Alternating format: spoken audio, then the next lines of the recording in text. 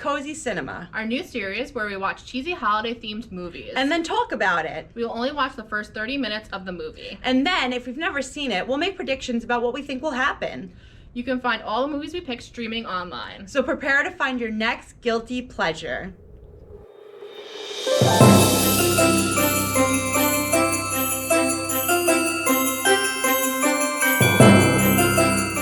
Hey everyone, it's Miss Katrina. And Miss Sam. Today we're going to talk about the movie Holly's Holiday that we found on Hulu. Yeah. So we start off with a woman setting up a Christmas window display, who I immediately assumed was Holly, but it's not. No. We do meet her. She is a busy businesswoman.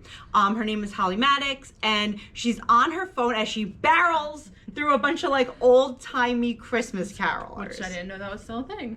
I mean, I guess. Dressed up and all. Yeah, like to the nines, like ready to go. Yep.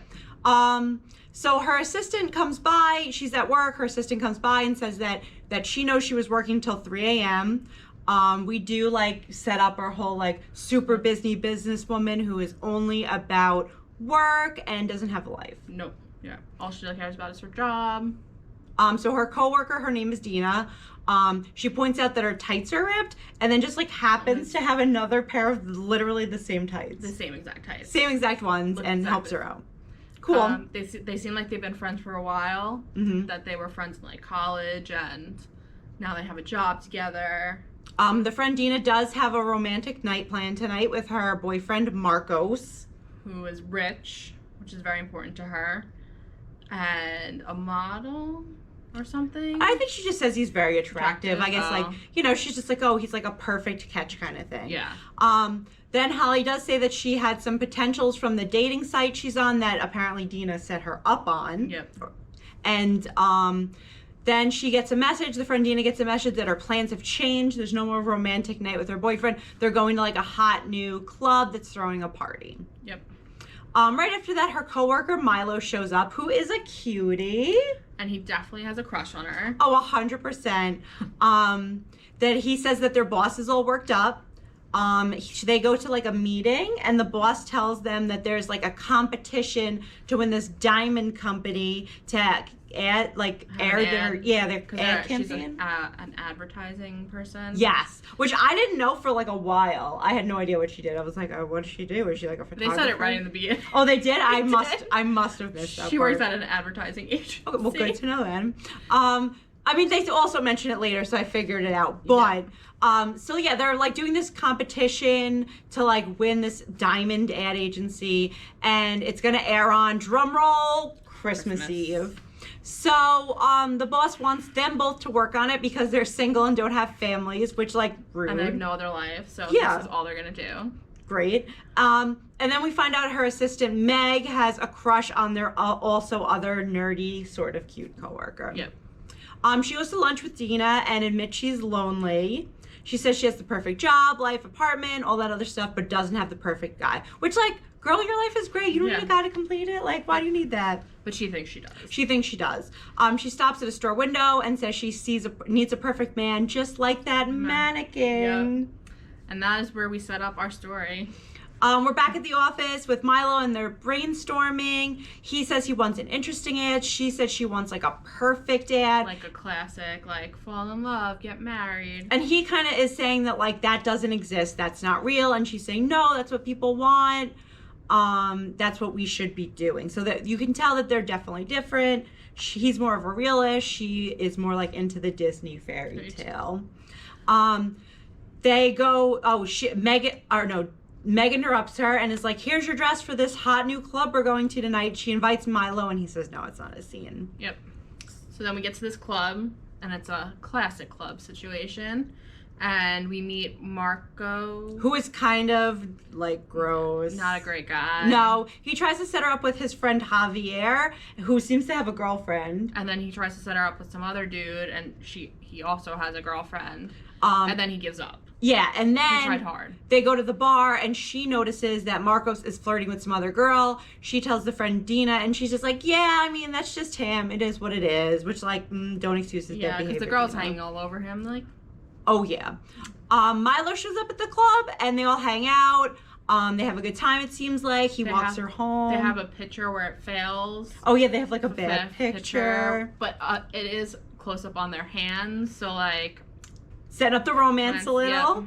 Yeah. He walks her home and they kind of have like a little heartfelt moment, and then they like say goodbye, but like they're like on the opposite like sides of the sidewalk, and there's just a couple making out between them. Yeah, a little awkward. Who like, but like, wouldn't they just stop making out, or wouldn't he like move closer to talk to her? No, they're just like shouting over the couple who continues to make out the entire time. They're shouting.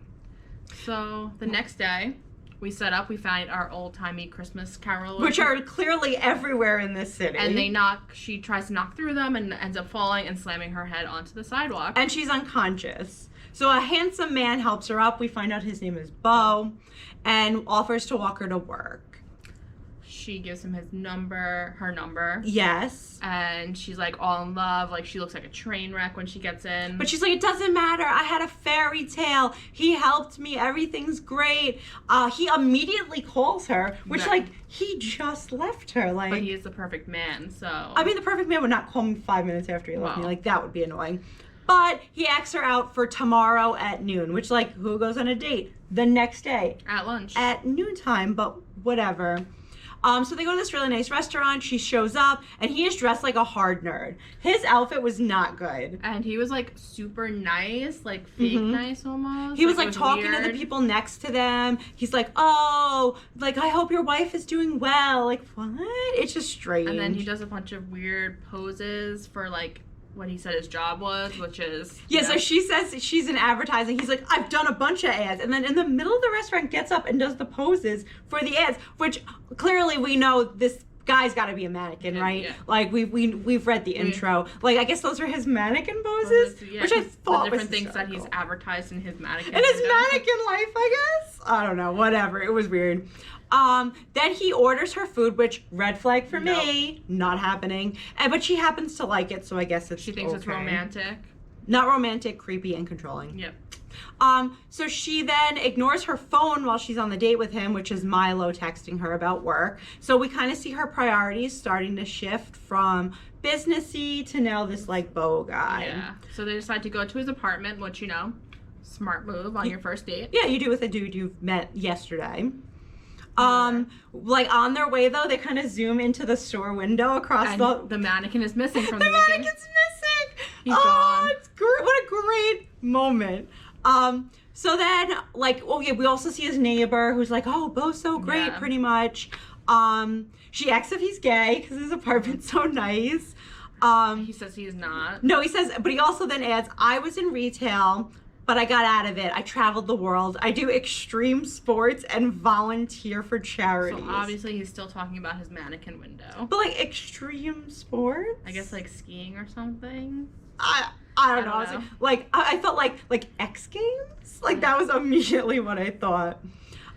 They then start talking about who the perfect person is for them, and he describes her. And she loves it. They then kiss, and she ignores her phone, and he states, our lips fit perfectly together. I proceeded to vomit in my mouth after that, because that was the grossest thing I've also super ever heard. Creepy, like a kind of stalker kind of. Our mouths, I'm gonna throw up. It was terrible. And that's where our 30 minutes ended. Perfect timing before I got sick and passed out from how cheesy and romance-filled this movie was. Okay, so I have never seen this movie. I've never seen it. So we're gonna make some predictions. Miss Sam, you can go first. So I feel like this whole sequence is like a fever dream. Like she actually knocked herself out, and this is like a dream that this mannequin dude woke up and he's her perfect man or whatever. And then, like, she's gonna go through this whole romance, and, like, something's gonna happen with her job and Milo, because obviously he's in love with her, and she actually probably really likes him in return.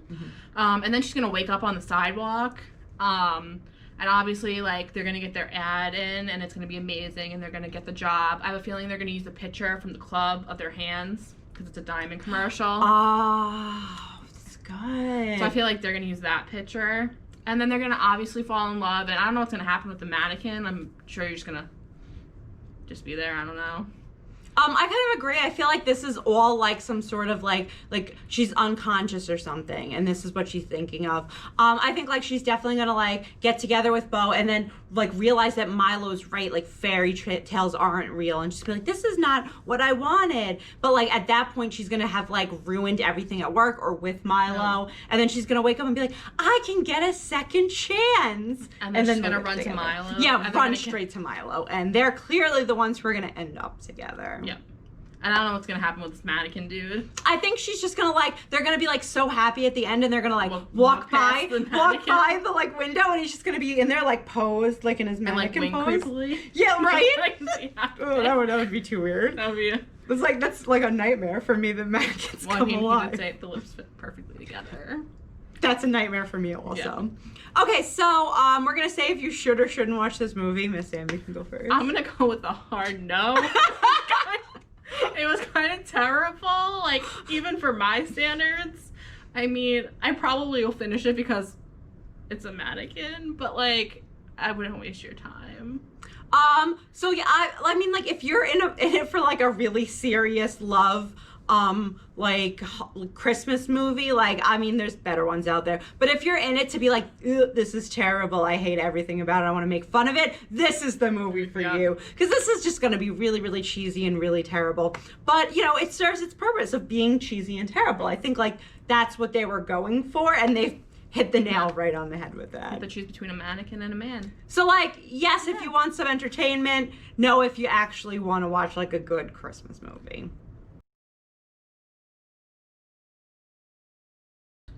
Hi everyone, we're back, and I want to let you know that next week we're going to be watching The Princess Switch 2. We're saving the best for last, guys. It's our last episode. It's going to be the best one yet. We started with Vanessa Hudgens, and we're ending with Vanessa Hudgens. Oh, what a great note.